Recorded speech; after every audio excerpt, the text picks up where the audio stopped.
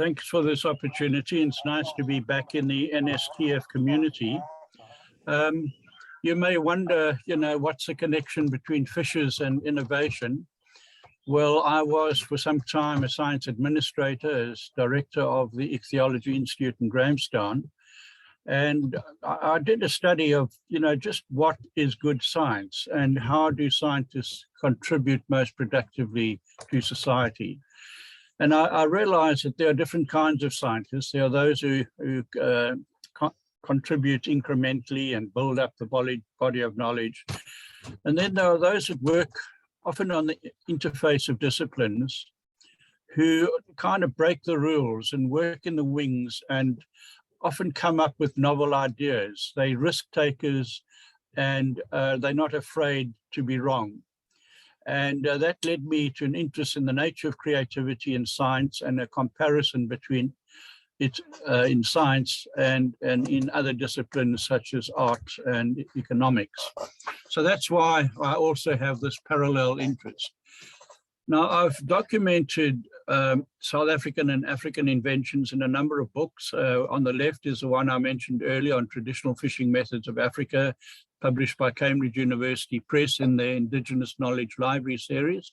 And on the right is my first book on South African inventions, also published by Cambridge.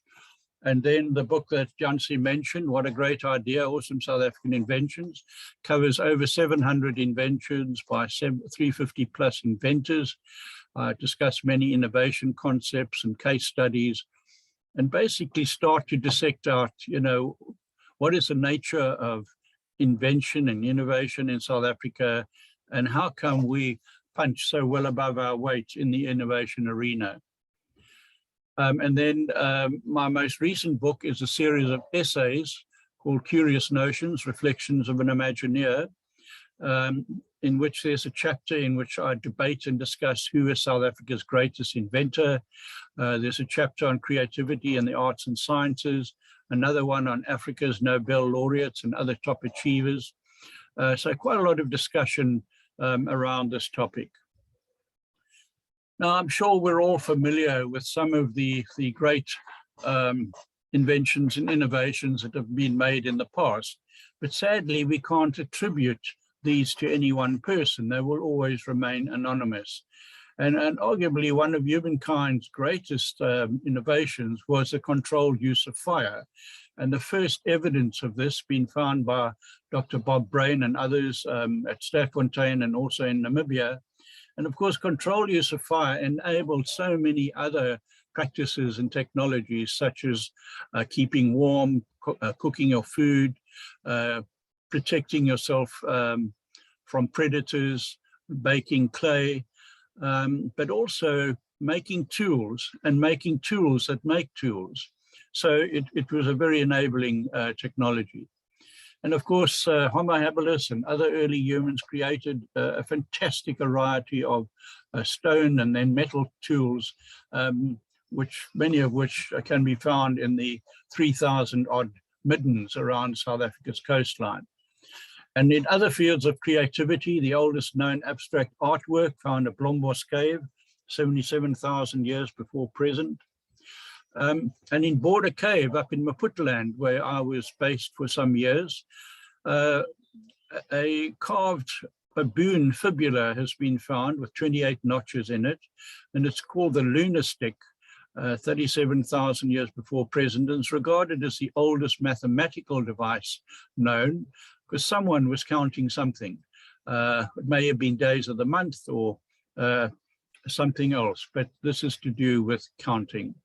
And of course, the famous golden rhino of Mapungubwe, where the use of plate gold had reached an incredibly sophisticated level. We're beginning to understand the value of indigenous knowledge systems, and here's one of the pioneers in that, Louis Liebenberg, who did a detailed study of the hunting and tracking methods of the San people in the Kalahari. And he developed the Cyber Tracker, which is a laptop or a palm top computer with GPS, but with icons instead of letters and numbers for input. And through this, he not only documented their practices, but also was able to analyze them and draw up trends. And there are many examples, of course, in South Africa where traditional knowledge has been beneficiated and commercialized, although credit for the establishment of the rooibos tea industry is given to a Russian immigrant, Benjamin Ginsberg, who came from a tea farming family in Russia. He got the idea from the fact that the people, indigenous people in the area where he lived in the Northern Cape, were using infusions of rooibos for a variety of purposes, including a refreshing drink. And another Northern Cape piece of indigenous knowledge is the sap from the bitter harp, which is a succulent, Wodia gardoni, which is sucked by sand hunters to quench their thirst on long hunting trips, and that's now been made into an international grooming product. And then a wonderful example of the CSIR using indigenous knowledge, but in a win-win situation with the owners of that knowledge, the development of mosquito repellent candles based on active ingredients from a plant, Lipia japonica. And what's interesting about this species of plant is it has 7 different chemotypes, of which only 2 are effective in mosquito control. But the traditional practitioners up in Limpopo province had identified those 2 chemotypes, and those are the ones that are used in these candles. But let's move on to some examples of modern inventors and innovators. I wonder how many South Africans have heard of James Greathead, a farmer's son from Makonda, Grahamstown, who emigrated to England and became known as the father of the London Underground, because he invented the tunneling apparatus that was used to drill the first tunnels for the underground in London and in Manchester. And in the city of London, there's this massive statue of the man they call the father of the London Underground. And there's a Greathead shield. He also invented the Greathead grouting machine and was regarded as a major innovator. Everyone, I think, is familiar with the Dolos. Here, some 30-ton Doloses at Nkura, the big container harbor near Port Elizabeth. And there are Doloses protecting the shores of over 120 countries around the world. Now, the man who I've rated as South Africa's greatest inventor, and here I do not include Elon Musk, who made most of his inventions outside of South Africa, and is Trevor Wadley. Now, I've spoken and written extensively about Wadley, an extraordinary man who made a series of innovations and inventions around radar and radio. I haven't got time to discuss them in detail here, but there are a list of some of them. And he would have been world famous if he'd only worked on radios, which totally transformed that field around the world.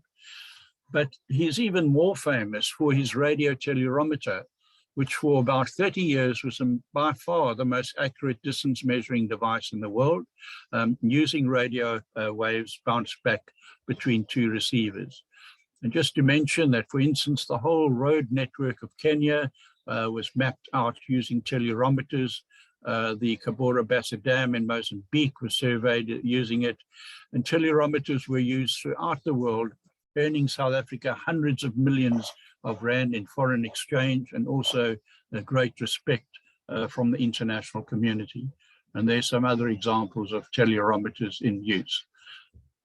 And the tellurimeters were mainly made by a company called Telumat of Plessy in Cape Town. There's the full range of them. And along the bottom is the infrared tellurimeter, which was also developed by a South African, Dick Holscher, and was capable of even more accurate measurement over shorter distances. And then I think we're aware that not only Creepy Crawly and Zodiac, but a whole range of the best pump-powered pool cleaners in the world were developed in South Africa, but sadly all of them have been sold to overseas companies.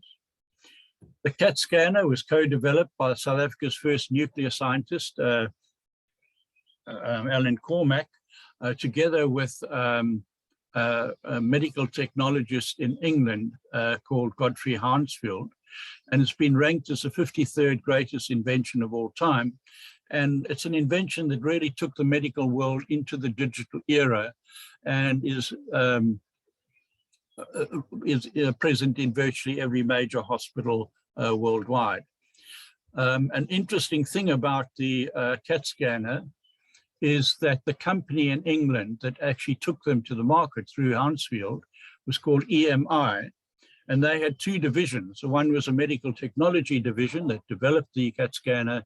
The other one was a music recording division, and it so happened at the time they had contracted to their music recording division the insanely successful Beatles.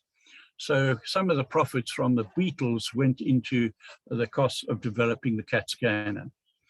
And locally, another medical innovation, Dave Woods and his team, using wind-up radio technology, have developed a series of handheld medical apparatus, pulse oximeter, fetal heart rate monitor, that don't require batteries and therefore can be used in rural clinics. As one of our modern serial inventors, Mulalo Doyoyo, a technology entrepreneur who specializes in solving problems related to sustainable living and the use of waste materials for useful purposes. He's also developed the Oifambeni hydrogen motorbike and other products. Sandili and Gopo, together with Professor Phillips and others, was the first to develop the digital laser, which was something that laboratories all over the world had been trying to achieve. And he did this at the CSR in Pretoria while a PhD student. Oops. And of course, our big science projects are spawning multiple innovations. And just one I can mention is the SCARAB, the SKA Reconfigurable Application Board. And like the very visionary SKA Sareo project, it's reconfigurable because they anticipate that there are challenges and problems and questions that will be asked in the future, which we haven't defined now, and having a reconfigurable application board allows them to constantly up the ante in that regard. Other examples locally, David Fumi, the founder of Blackchain, who's working in robotics, and he has his roboticized mask. Lucky Netshadzati with his innovative talking glove that converts sign language into voice and text. And he was motivated to do this because both his parents were deaf. And in the financial transactions field, it's quite extraordinary how many innovations have been made in South Africa, and just some examples of them. SASSI, we probably all know about, the Sustainable Seas Initiative, where there's an app you can access on your cell phone to determine whether the fishes served to you in a restaurant should be consumed or whether they are rare or endangered species. And then my most recent book, which actually is going to come out next week, Harambee, The Spirit of Innovation in Africa, published by the Human Sciences Research Council. This is an ambitious attempt to provide an overview of innovation throughout the African continent. And I argue that in this century, Africa will become the bright continent. I'll give examples of over 600 innovators and the myriad inventions that they've made. And you know, what I've particularly tried to dissect out of the African arena is the range of innovations from very low tech to very high tech. And the cover illustration on the book is the so-called turtle car, which is made from spare parts from many different kinds of vehicle in a huge motorcar scrapyard in Accra in Ghana. And it's not a legal vehicle outside of Ghana because you know, it doesn't have specs from one particular brand, but it's a remarkable example of African innovation. Yeah, so Africa First, there are many of them going back to indigenous knowledge and through to the modern world, something that we can be very proud of and which I've attempted to communicate to as many people as possible. And as we heard earlier, there are very positive trends occurring in Africa. Some of these are pre-COVID, but I think our rapid technology uptake, our strong entrepreneurship, and the extent to which there's what I call a step ladder from low to medium to high-tech innovations, which allows young men and women, often with disadvantaged educational backgrounds, to take that step ladder up and become world-class innovators. And here's an example of a very low-tech but successful innovation in Zambia, where beehives are being used to repel elephants from maize fields. And here's one of my favorite low-tech examples in Botswana, where the cattle farmers were having problems with lions from the Moremi Game Reserve predating on their cattle. So they conducted an experiment together with university researchers where they painted realistic eyes on the rumps of the cattle. And then there was a control group without eyes painted on them. And the experiment was extraordinarily successful. After 3 years, not a single cow with an eye painted on it had been predated on, whereas the control group had the normal rate of predation. A kind of intermediate technology example I came across in Morocco, where in the highlands there, growing hemp, marijuana is a very lucrative industry, but it has led to all sorts of problems with the drug trade. And an architect there is working with people who grow hemp to create houses made from pressed hemp. And then going more high-tech, here's an example I give of Brian Gitto from Ghana, who developed the Matiscope for the rapid diagnosis of malaria without needing a blood sample. And he, like many other African innovators, has a remarkable story to tell of how he worked under difficult conditions to achieve this. During COVID, up in Tunisia, a very go-ahead company called Innova Robots produced this P-Guard robotic policeman that patrolled the streets during curfews and lockdown and was able to check people's papers and send the scan back to the headquarters. And then perhaps one of the most remarkable high-tech innovations in Africa, as you know, Kenya is a very mountainous country, especially in the Rift Valley area, and they have difficulty erecting cell phone towers and creating connectivity there. So in collaboration with a company in California, they've developed these internet in the sky, balloon suspended internet towers fitted with solar panels and batteries. They arrived in Kenya in 2020. They're actually flown over from California, and they sit in geostationary orbit, an altitude of about 20 kilometers above the airplanes, and provide brilliant connectivity. And in my book, I also highlight the many heroes of African innovation, among them Wangari Maathai, who appeared on the cover of Time magazine. And of course, the fellow on the right, who's gone on to great things, but in South Africa co-invented PayPal. Now, I'd like to end by on a more philosophical note, and you all are aware of Klaus Schwab, the very prominent economist and founder of the World Economic Forum. He's proposed that we're now in the fourth industrial revolution. And although I'm just a retired fisherman, I disagree with him. He's noted that the fourth industrial revolution will be all about disruption, upended economies, social norms, societal norms challenged, and no one can dispute that. Is that right in that regard? But he wasn't the first to come up with those ideas. In the 1990s, the US military came up with the concept of VUCA, of the sort of trends that would define society in future. The first one was volatility, rapid, unpredictable change, uncertainty, unknowable or unpredictable future trends, and they didn't even know that COVID was coming along. Complexity with many interwoven parts that need to be dissected out in order to be understood, and ambiguity open to different interpretations that are not always obvious. And I think they were right in all of these predictions. Now, Schwab has suggested that there have been 4 industrial revolutions, and I don't need to go through them. I'm sure you're all familiar with them. The first one was the agrarian to industrial to urban, driven by steam. The second, electricity, gas, oil, chemical syntheses, communication technologies, mass production. The third one on nuclear energy, electronics, telecoms, etc. And then he's proposed that the fourth one is characterized by internet, robotics, AI, and so on. Well, I think he's wrong. And let me first make the point that although the first three industrial revolutions brought many benefits, and there some of them are listed: job creation, product development, tremendous technological innovation, economic but exclusive economic development, the globalization, which in some people's eyes is a negative, advanced medical care, and one can list many others. But those first three industrial revolutions also did a lot of harm.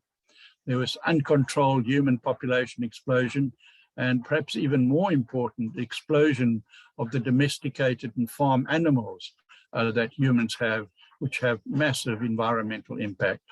The development of conspicuous and wasteful consumption, highly materialistic cultures, at least in the developed world, wider society imbalances, major damage to the environment, accelerated climate change, compromised life support systems, and unsustainable lifestyles. So what I'm arguing is that this is not the fourth industrial revolution, but the first post-industrial revolution, and that it's not just playing with words, it's not just semantics. It requires us to recognize that there needs to be a major change of mindset and behavior for us to be able to take full advantage of what's happening in this fourth revolution. And to me, it's almost an anti-industrial revolution, and at best a post-industrial revolution with completely different qualities, with small gig economies, with young people taking part, with much more participation from the developing world, from Africa and some Asian countries. And I believe it's a post-industrial revolution that's capable of undoing many of the wrongs of the first three revolutions. And that's, of course, an essential thing for us to do, because unless we undo those wrongs, which were made as a result of bad decisions, by taking good decisions, we're going to be in even more serious trouble in the future. So I see this post-industrial revolution as an opportunity to harness the resources in an unprecedented way to solve global problems. So why do I think it's the first post-industrial revolution? Well, it's characterized by digital tools. The fuel of it is actually ideas and not petrol or gas or carbon-based fuels, etc. It's highly disruptive, as VUCA predicted.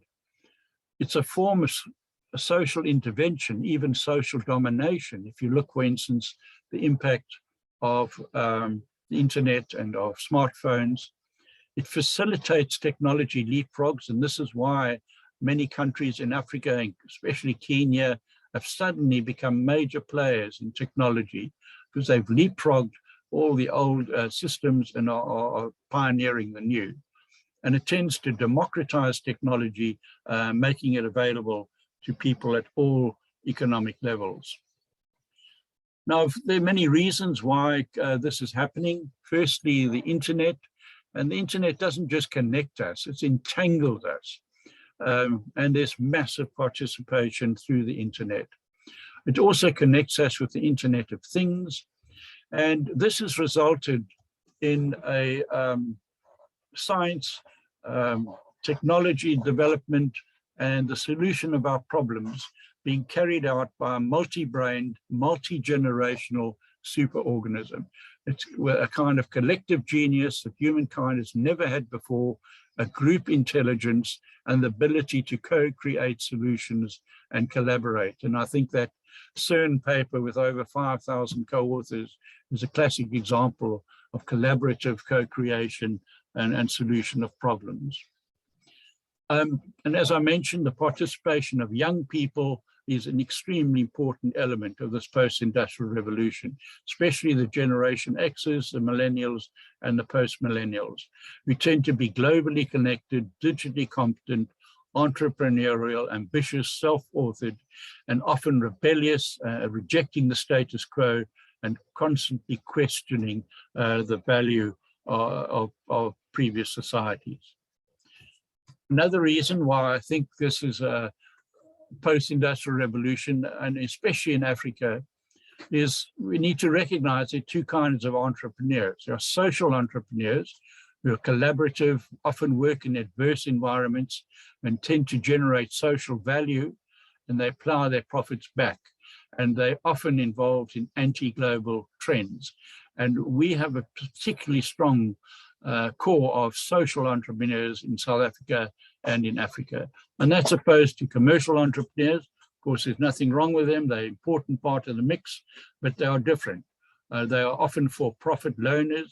They work in opportunity-rich environments. Their goal is to maximize their profits. And at the moment, they're still driving global trends, although I think that will change. So the important thing is science is not about certainty, stability, and top-down authority. And those first three industrial revolutions were characterized by top-down authority and a relatively small proportion of the population contributing to them. Now we have young people coming in, rebellious young people with their own minds, and science is able to take place in the environment which is healthy. And it's all about doubt, skepticism, questioning the status quo, and constantly testing alternate ideas and solutions. And that, to me, is a key characteristic of this post-industrial revolution. And it's one of the reasons why we will be able to solve some of the past problems. Now, I'd like to end with an example, very briefly, I haven't got time to dig deep into it, of the environmental crisis and how this new way of thinking, this new post-industrial way of thinking, can help us to solve that crisis. We need to recognize that we arose from and survived through a biological process. And I think the COVID pandemic has revealed to us how much we are very much part of nature, where a tiny little microorganism can bring the world economy and society to its knees. But we need to recognize that we are no longer part of wild nature, although we are part of her essential ecological processes. We've become servants of our machines, trapped in unsustainable urban environments. And we're the first animal to domesticate itself and to lose its ecological place, its niche. And that's a dangerous situation, because the way natural selection works is it tends to kick out those species that are not fit in the evolutionary sense. And although we are now the biggest population of large mammals to ever exist, and if you include our domestic and farm animals, it's even worse, we must remember the passenger pigeon, which used to have numbers of hundreds of billions and is now completely extinct. We are not exempt from going extinct. I believe that humanity is at the crossroads. We're the most numerous large animals ever, and our ability to manipulate the environment is unprecedented. We've exceeded the planet's ability to compensate for our actions, and that is where the danger lies. And that is why there's climate change, because we've upset the homeostasis of Gaia and the planet's ability to compensate for changes. We've evolved from hunter-gatherers to pastoralists, to shopper industrialists, to information fetishists. But what we need to evolve into is the custodians of the biosphere, because the other 10+ million species on the planet, probably many more, are totally dependent on us making good decisions in order to reverse the bad decisions that we've made in the past.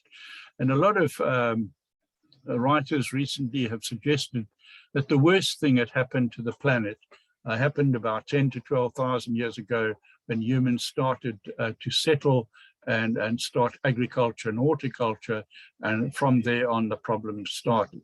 But it was inevitable. We're an inquisitive, progressive species. We're also always looking for new and more efficient ways to do things and make money.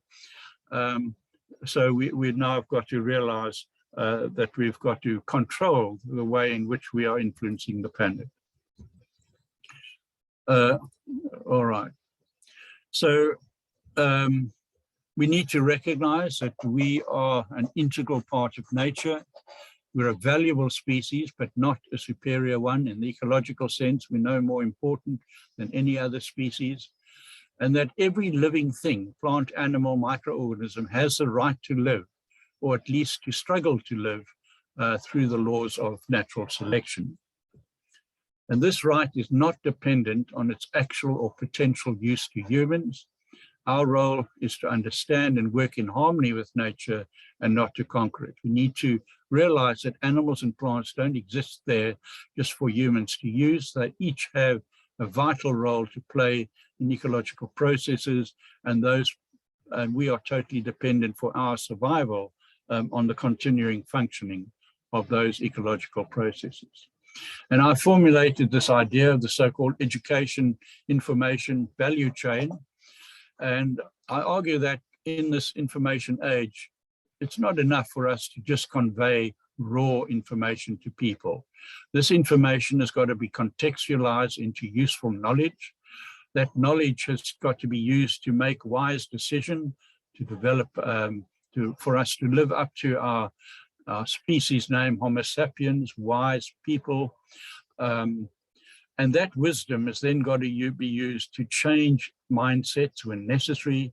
And that change mindset needs to lead to change behavior. And then we've got to become ambassadors for that point of view and influence others to change their mindsets and behavior. And I believe that's only when we take people down that whole education, information, value train that we can address the very challenging big issues that face our world today.